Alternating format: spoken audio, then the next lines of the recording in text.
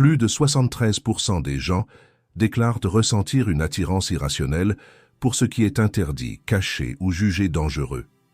Et si je te disais que cette fascination trouve sa source dans l'histoire d'un livre que même l'Église a tenté d'effacer? Un manuscrit si mystérieux que ceux qui ont prétendu l'avoir lu ont soit disparu, soit sombré dans la folie. Ce livre, c'est le livre noir de Satan. On raconte qu'il contiendrait les secrets de la création, des rituels capables d'ouvrir la conscience, et des vérités si profondes qu'elles remettraient en cause tout ce qu'on t'a appris sur le bien, le mal et Dieu lui-même. En 1666, une copie aurait refait surface à Londres. Depuis, des chercheurs, des prêtres et même des scientifiques se sont relayés pour tenter de comprendre son contenu. La plupart ont abandonné. Certains n'ont jamais été revus. Ce qui rend cette histoire terrifiante, c'est qu'elle semble réelle. Des fragments du livre noir existent bel et bien, et chaque fois qu'ils réapparaissent, ils déclenchent la même réaction: peur, silence, interdiction. Pourquoi? Parce que ce livre ne se lit pas, il se vit. Et ce qu'il révèle sur l'esprit humain est bien plus dangereux qu'une simple légende démoniaque. Alors prépare-toi, ce que tu vas découvrir dans cette vidéo pourrait changer ta vision du mal, et peut-être même de toi-même. Mais avant de rentrer dans le vif du sujet, je veux que tu likes cette vidéo et que tu écrives en commentaire ton livre préféré, qu'il soit interdit, sacré ou tout simplement celui qui t'a le plus marqué. Ils sont nombreux à en avoir parlé, mais rares sont ceux qui prétendent l'avoir vu. Des écrivains comme H.P. Lovecraft, des chercheurs en ésotérisme comme Eliphas Lévy, ou encore des historiens comme Umberto Eco ont tous évoqué, à un moment de leur vie, qu'à l'existence d'un livre si dangereux qu'il aurait rendu fous ceux qui l'ont approché. Un livre surnommé « Le livre noir de Satan ». Selon une étude menée par l'Université de Prague en 1978, plus de 60 manuscrits apocryphes, mentionnant un grimoire de l'ombre, circulaient déjà en Europe dès le XVe siècle. Certains fragments retrouvés dans des monastères brûlés au XVIIe siècle font état d'un ouvrage qui aurait contenu les 7 clés de la conscience inversée. Une expression mystérieuse qui serait devenue le cœur même du mythe. Tout commence à Tolède, en Espagne, vers l'an 1520. Cette ville était alors un carrefour entre mysticisme chrétien, science arabe et tradition juive kabbalistique. Dans les caves de l'ancien couvent de San Pedro, un moine copiste aurait découvert un manuscrit écrit sur une peau d'animal noircie par le feu. Les inscriptions, selon les chroniques de l'époque, étaient rédigées dans une langue inconnue, mêlant latin, araméen et symboles impossibles à déchiffrer. Le moine, effrayé, aurait tenté de le brûler, mais les flammes, dit-on, refusaient de consumer les pages. Quelques semaines plus tard, il est retrouvé mort, les yeux ouverts, comme s'il avait vu quelque chose qu'il n'aurait jamais dû voir. Des siècles plus tard, le mystère se propage dans toute l'Europe. En 1666, année symbolique du triple 6, des exemplaires du Liber Nigri Satanae apparaissent dans les milieux occultistes de Londres et de Prague. Le célèbre alchimiste Edward Kelly, compagnon de John Dee, affirmait dans une lettre que « ce livre ne parle pas au lecteur, il le juge ». D'autres, comme le médecin et mystique Paracelse, auraient cherché à reproduire ces formules alchimiques supposées capables de rétablir la vérité du serpent. Cette expression, selon certains théologiens modernes, ferait référence à une inversion complète du récit biblique. Lucifer non pas comme ennemi de Dieu, mais comme porteur de la première connaissance libre. Mais que contient réellement ce livre? Selon les fragments étudiés au XIXe siècle par le philologue autrichien Johann Meissner, il ne s'agirait pas simplement d'un texte satanique, mais d'un traité sur la conscience et la nature du mal.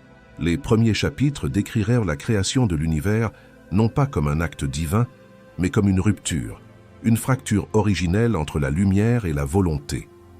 L'auteur anonyme y explique que Dieu n'a pas créé l'homme, il s'est reflété en lui pour s'observer lui-même. Cette phrase, jugée blasphématoire par l'Église, aurait valu au manuscrit d'être interdit et détruit. Pourtant, des copies auraient survécu, cachées dans des collections privées ou des bibliothèques secrètes comme celle du Vatican, où des références au Liber Nigri apparaissent encore dans des catalogues interdits. Ce qui rend ce livre si fascinant, c'est la manière dont il s'adresse à notre peur la plus intime, celle de découvrir la vérité. Une vérité qui pourrait remettre en cause tout ce que nous croyons. Plusieurs chercheurs, dont Carl Jung dans ses lettres de 1952, évoquent l'existence d'un archétype du livre noir, comme une manifestation de l'inconscient collectif. Jung écrit « Ce que nous appelons le diable n'est peut-être rien d'autre que l'ombre de la conscience refusée. » Ainsi, le livre noir de Satan serait peut-être moins un texte maudit qu'un miroir de l'humanité. Mais si ce n'était pas qu'un symbole, en 1983, un exemplaire présumé aurait refait surface à Lyon lors d'une vente clandestine d'artefacts occultes. L'acheteur, un riche collectionneur italien, aurait disparu 2 mois plus tard. La police retrouva dans son manoir un cercle noirci, gravé dans le parquet, et une phrase écrite au mur. Le silence m'a répondu. Rien d'autre. Depuis, l'objet n'a jamais été revu. Alors, mythe ou réalité? Le livre noir de Satan pourrait être un produit de l'imaginaire collectif, un mythe nourri par les peurs de l'Église et les fantasmes du pouvoir absolu. Mais il pourrait aussi être un texte bien réel, perdu dans les recoins d'un monde qui ne veut pas de ces vérités. Ce qui est certain, c'est qu'il parle à cette part de nous qui cherche toujours plus loin. Pourquoi le bien et le mal existent-ils? Et si, comme le suggérait Nietzsche, ce que nous appelons mal n'était qu'une autre forme du bien que nous ne comprenons pas encore? Dans cette quête, le spectateur n'est plus simple observateur. Il devient témoin d'un combat intérieur qui dépasse la religion, la raison et la peur. Car peut-être que ce livre n'a jamais été écrit pour être lu, mais pour être compris. Et chaque fois que nous cherchons à connaître ce qui nous dépasse, nous ouvrons, sans le savoir, une page du livre noir lui-même. On dit que le livre noir de Satan ne se contente pas de promettre la connaissance. Il propose un pacte, une transaction silencieuse entre l'esprit humain et quelque chose d'invisible, plus ancien que toute religion. Dans les rares traductions qui circulent encore sur le Darknet, la première phrase du manuscrit frapperait comme une détonation. « Celui qui me lit ne cherche pas Dieu, mais sa propre couronne. » Cette idée du pouvoir absolu, de la liberté sans limite, traverse chaque ligne du texte. On y trouve des fragments de dialogues où l'homme, fatigué d'être un serviteur, ose interroger la voix qui a été bannie du ciel. Cette voix promet 3 choses, la connaissance totale, la domination sur les peurs et la maîtrise du destin.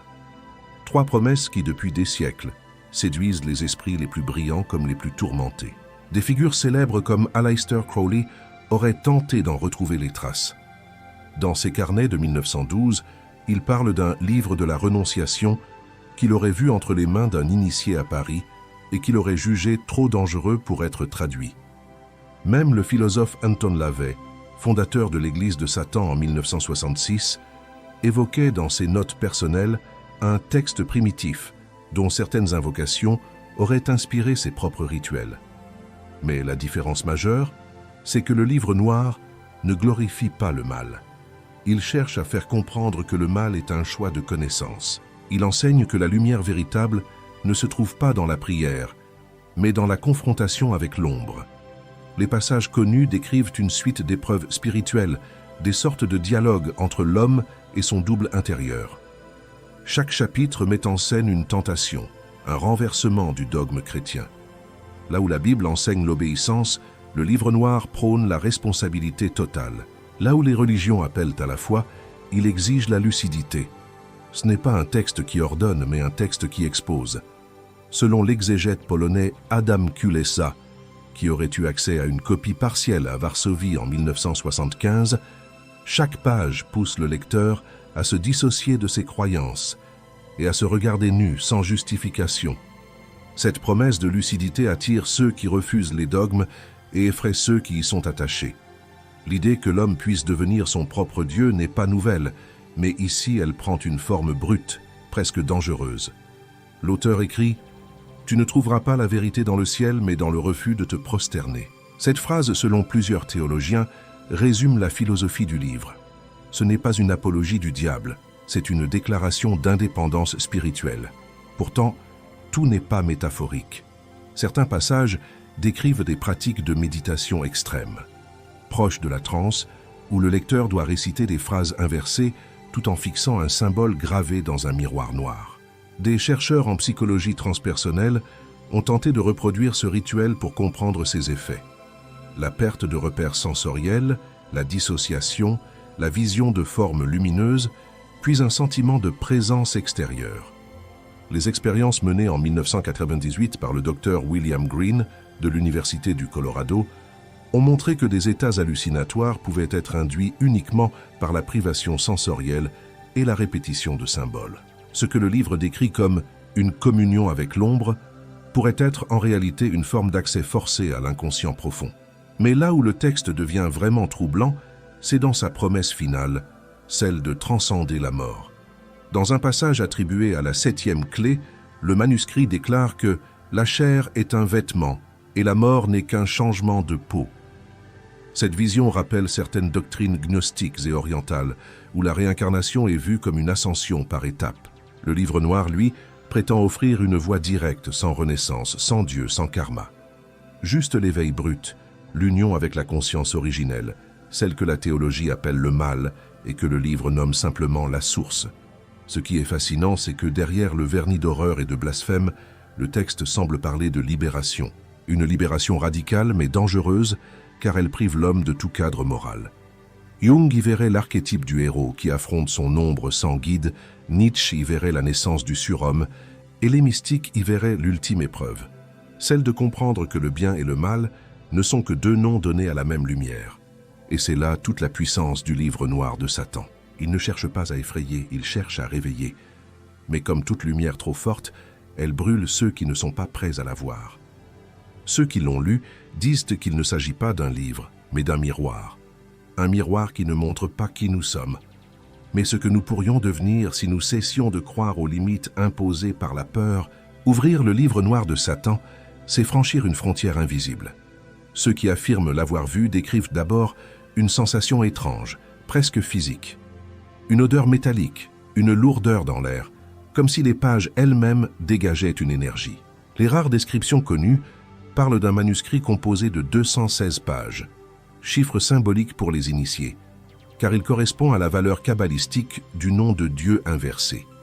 Les encres, d'un noir profond tirant vers le rouge, auraient été mélangées à du sang animal. Le texte, quant à lui, se présente comme un dialogue entre une voix nommée « le porteur de l'aube » et un lecteur anonyme appelé le fils de la poussière. Ce dialogue compose les 7 chapitres du livre, appelés les rituels du chaos.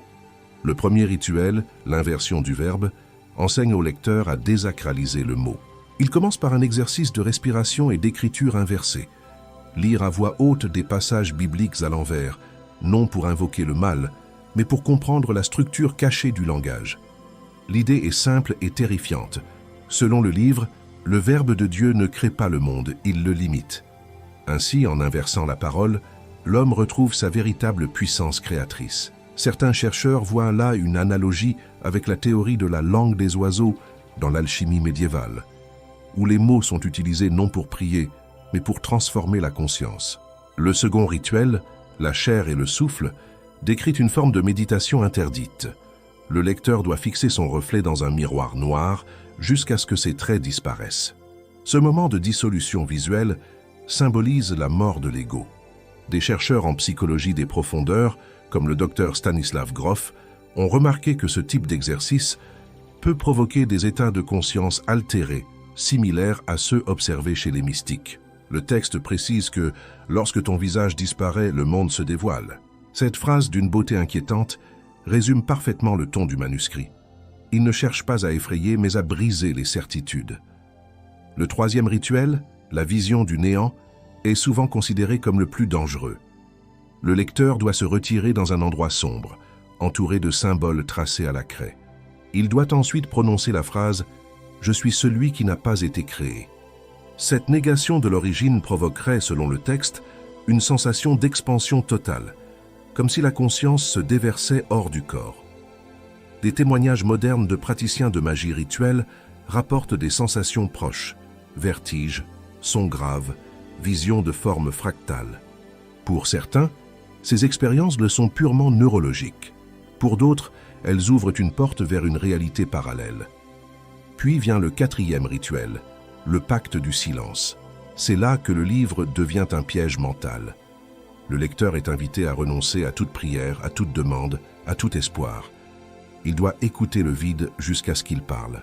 Le texte affirme qu'à ce moment, une voix intérieure se manifeste. Elle ne se nomme pas Satan, mais le témoin. Cette entité, d'après les notes d'un moine cistercien du XVIIe siècle, serait la part de Dieu que l'homme a exilée. Si l'on en croit cette logique, le diable ne serait pas une créature, mais la conscience refoulée du divin. Le 5e rituel, les noms de la chair, est une liste de 72 mots interdits, chacun censé représenter un fragment du pouvoir originel. Ces mots, écrits dans un alphabet inconnu, rappellent la numérologie hébraïque et les formules du Sefer Yetzira, un texte de la Kabbale ancienne. Certains linguistes pensent qu'ils ne sont pas destinés à être lus, mais ressentis, chaque syllabe étant liée à une vibration du corps humain. Le texte recommande de ne prononcer ces mots qu'en état d'isolement total, sous peine de voir le monde se dissoudre avant l'heure. Le 6e rituel, le feu du refus, parle d'un feu intérieur, symbole de la transmutation. Le lecteur est invité à rejeter l'idée de punition et de salut pour atteindre l'équilibre. Ce passage est souvent interprété comme un enseignement gnostique. Le mal n'existe pas. Il est la moitié nécessaire de la lumière. La Bible, dit le texte, n'a retenu que la moitié de la vérité. Et c'est cette moitié manquante que le livre noir tente de révéler. Enfin, le 7e rituel, l'éveil du serpent, conclut le livre dans une explosion mystique. Il décrit un processus d'union avec la conscience du premier souffle, une énergie identique à la Kundalini des traditions hindoues. La phrase finale est à la fois poétique et dérangeante. Quand tu comprendras que la chute fut une ascension, tu seras libre. Ce contenu, s'il est authentique, dépasse la simple magie noire. Il s'agit d'une cartographie de la conscience, d'un guide pour dissoudre les illusions du bien et du mal.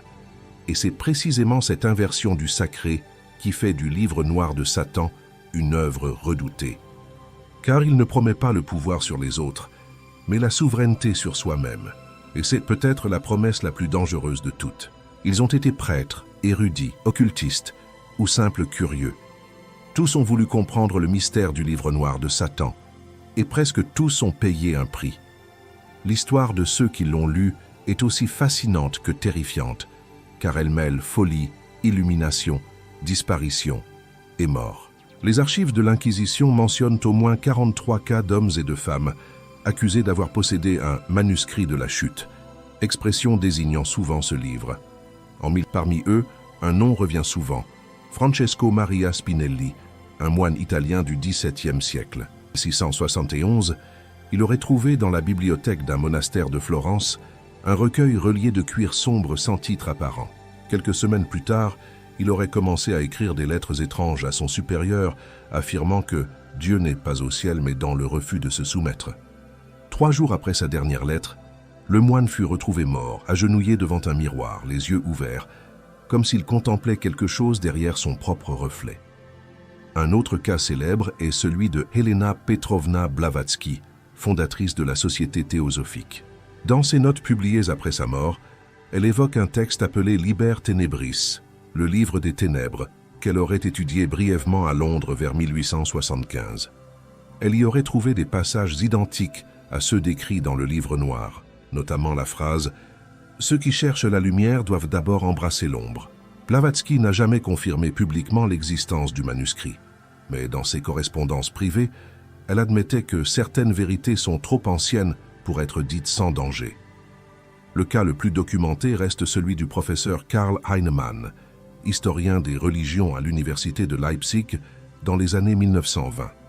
Fasciné par les grimoires anciens, il aurait retrouvé des fragments du livre noir dans les ruines d'une bibliothèque détruite pendant la Première Guerre mondiale. En 1924, il publia un ouvrage intitulé « Les textes interdits de l'Occident ». 3 mois plus tard, il fut interné pour délire mystique après avoir déclaré en conférence que le mal n'existe pas, seulement des degrés de lumière. Ses notes personnelles, retrouvées après sa mort, mentionnent une phrase récurrente « Le livre m'a parlé ». Mais tous n'ont pas sombré dans la folie. Certains affirment que le livre noir leur a ouvert les yeux. En 1969, à San Francisco, un groupe d'artistes appelé The Sons of the Morning Star prétendait détenir une copie partielle du manuscrit. Leurs œuvres, exposées dans des galeries underground, mélangeaient symboles kabbalistiques et visions apocalyptiques. L'un des membres, interrogé en 1971, déclara « Nous ne croyons pas au diable. nous croyons à la liberté absolue. Quelques mois plus tard, leur atelier brûla entièrement. Aucune trace du manuscrit ne fut retrouvée. Des témoignages plus récents évoquent encore sa présence. En 2004, un universitaire britannique, Dr. Thomas Reid, affirma avoir vu une reproduction numérique du Liber Nigri Satanae sur un serveur privé. Il décrivit un texte structuré, écrit dans une calligraphie gothique, et nota que le contenu semblait s'adresser directement à l'inconscient, comme si chaque mot avait été conçu pour provoquer une réaction émotionnelle. Reid expliqua que pendant la lecture, il avait ressenti une impression de vide, suivie d'un étrange calme intérieur. Peu après avoir rendu publique cette expérience, il démissionna de son poste et disparut du paysage académique. Ce que tous ces témoins ont en commun, c'est une transformation profonde. Qu'elle mène à la folie, à la peur ou à la lucidité, la lecture du livre noir semble déclencher un processus de déconstruction totale du moi. Certains chercheurs en psychologie jungienne y voient un phénomène d'activation de l'ombre, une confrontation brutale avec ce que l'esprit refoule depuis toujours. Jung lui-même, dans ses 7 sermons aux morts, parle d'un livre de l'ombre intérieure qu'il aurait écrit sous dictée d'une voix inconnue, et plusieurs spécialistes pensent qu'il s'agissait d'une expérience similaire à celle décrite par les lecteurs du livre noir. Mais il existe aussi des légendes plus obscures. Dans certaines traditions orales d'Europe de l'Est, on raconte que chaque siècle voit naître un homme ou une femme choisi par le livre. Une personne qui, en cherchant la vérité, attire à elle le manuscrit comme un miroir, attire la lumière. Ces individus, selon la rumeur, disparaissent ensuite du monde ordinaire, laissant derrière eux un message, une œuvre, ou parfois un simple symbole gravé, un cercle brisé par un rayon de lumière. Et si ces témoignages n'étaient pas des coïncidences? Si le livre noir de Satan n'était pas seulement un texte, mais un catalyseur, une expérience spirituelle extrême qui, selon la force intérieure de celui qui le lit, révèle la lumière ou l'anéantit. Ce n'est peut-être pas le livre qui détruit l'homme, mais la vérité qu'il lui renvoie. Car lire le livre noir, c'est se lire soi-même, sans masque, sans foi, sans mensonge. Et très peu d'êtres humains sont prêts à supporter un tel miroir. Depuis des siècles, le livre noir de Satan ne cesse de diviser. Certains y voient un simple mythe médiéval, amplifié par la peur de l'inconnu. D'autres y voient un document authentique, un fragment dangereux de la connaissance interdite. Mais la vérité se situe peut-être ailleurs, entre la foi et la psychologie, entre la manipulation et la révélation. Quand on observe de près les époques où le mythe refait surface, un détail saute aux yeux. Il apparaît toujours dans les périodes de crise spirituelle ou de perte de repères. Au XVe siècle, pendant l'Inquisition, au XIXe siècle, pendant la montée du matérialisme, puis dans les années 1960, avec l'explosion du mouvement New Age. Ce n'est pas un hasard. Le livre noir semble renaître à chaque fois que l'homme cherche à combler un vide intérieur que la raison seule ne peut expliquer. Pour comprendre pourquoi ce livre fascine autant, il faut plonger dans la psychologie humaine. Carl Jung disait que ce que nous ne voulons pas voir en nous finit toujours par se manifester à l'extérieur sous forme de destin. Le livre noir incarne exactement cela. Il matérialise l'ombre collective de l'humanité. Ce n'est pas un texte qui maudit, c'est un texte qui révèle. Chaque page agit comme un miroir qui renvoie au lecteur la part de lui-même qu'il nie. Les prêtres y voyèrent le diable, les scientifiques y voyaient une folie mystique, mais peut-être que les deux avaient raison. Ce n'est pas le diable au sens religieux, mais l'expression symbolique de ce que l'homme rejette en lui. Son orgueil, sa soif de contrôle, son besoin de comprendre ce que Dieu lui interdit de savoir. L'historien des religions Mircea Eliade affirmait que les mythes de la chute, celles de Lucifer, d'Adam, de Prométhée, partagent une même essence, la quête de connaissance au prix de la transgression. Le livre noir serait la synthèse ultime de ce mythe. En prétendant révéler la vérité derrière la lumière, il joue sur la corde la plus sensible de l'esprit humain, la tentation de savoir. Et cette tentation est universelle. C'est ce qui explique que tant de civilisations différentes possèdent leurs livres interdits, les tablettes de Thoth en Égypte, les clavicules de Salomon au Moyen-Âge, ou encore le Necronomicon inventé par Lovecraft mais inspiré de rumeurs bien réelles. Tous ces textes sont le reflet d'une même soif, celle de dépasser la limite fixée par le sacré. Mais si ce livre n'était pas une création extérieure Et s'il venait de nous? Le psychologue américain Timothy Leary, pionnier des états modifiés de conscience, affirmait que certains textes ésotériques anciens étaient des programmes d'auto-déconditionnement écrits sous forme symbolique. Selon cette théorie, le livre noir de Satan ne serait pas une œuvre du mal, mais un outil mental conçu pour briser les structures du conditionnement religieux et moral. Une machine à penser l'impensable. C'est pourquoi tant de lecteurs en ressortent transformés. Il déconstruit les schémas mentaux et fait remonter à la surface ce que la conscience avait refoulé. Pourtant, cette libération a un prix, car plus on avance dans la lecture du livre noir, plus les repères s'effacent. Ce que le texte appelle l'illumination ressemble davantage à une dissolution, la perte des identités, la fusion avec le chaos primordial. Ce processus, pour un esprit non préparé, peut tourner à la folie. C'est ce qu'on appelle en psychologie la nuit noire de l'âme, une phase de crise intérieure où toutes les certitudes s'effondrent avant la renaissance. Beaucoup s'arrêtent là, terrifiés. D'autres continuent, convaincus qu'au bout du néant se cache la vérité. Les religions ont longtemps combattu ce livre, non seulement pour son contenu, mais pour sa puissance symbolique.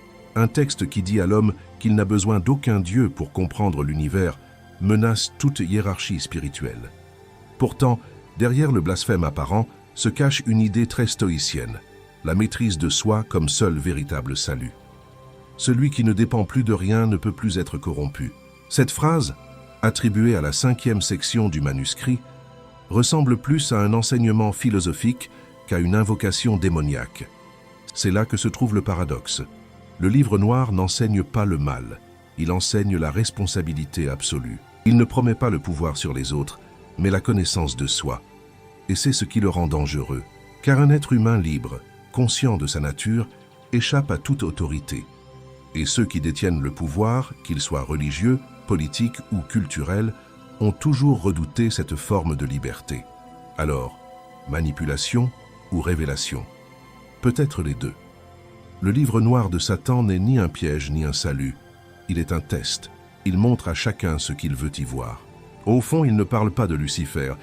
Il parle de l'homme et de sa peur la plus profonde, celle d'être son propre Dieu. Décoder le livre noir de Satan, c'est comme tenter de comprendre un rêve collectif. Chaque symbole semble à la fois familier et étranger. Chaque mot agit comme un code enfoui dans la mémoire humaine. Les érudits qui se sont risqués à l'analyser affirment que le texte n'a pas été écrit pour être lu de manière linéaire. Il serait construit selon une logique circulaire, où la dernière page renvoie à la première, formant une boucle sans fin. Le langage lui-même défie la raison.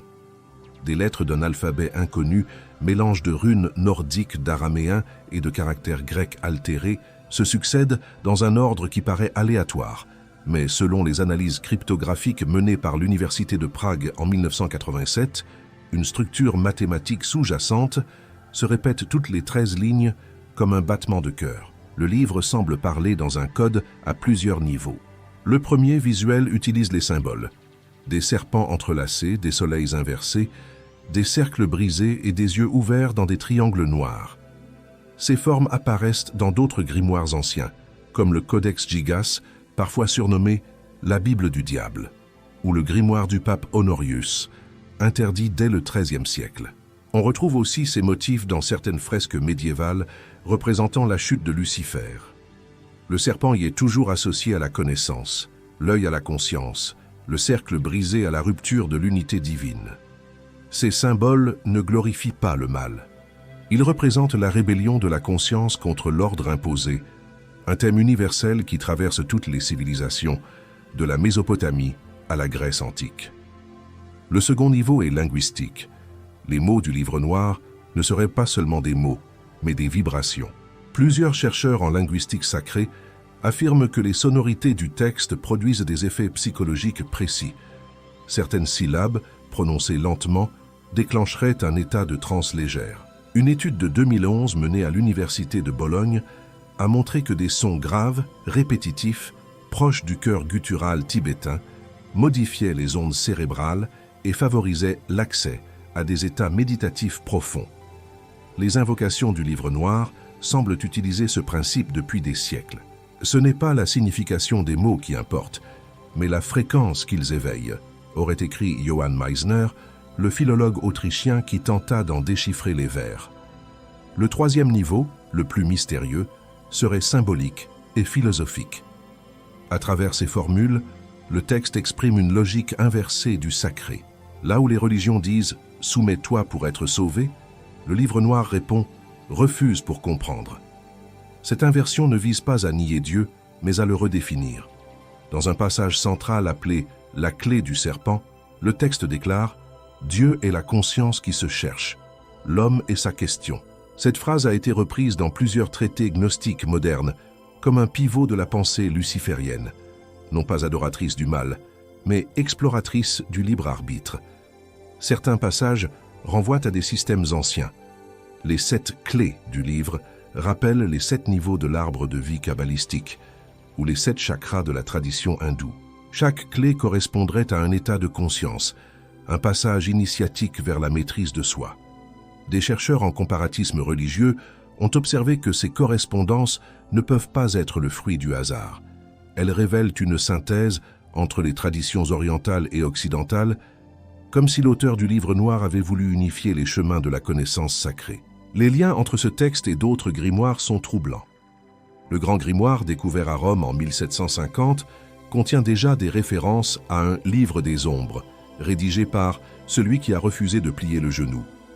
Le livre d'Abramélin, quant à lui, enseigne que chaque homme possède un ange et un démon gardien, 2 forces qu'il doit réconcilier pour atteindre la sagesse.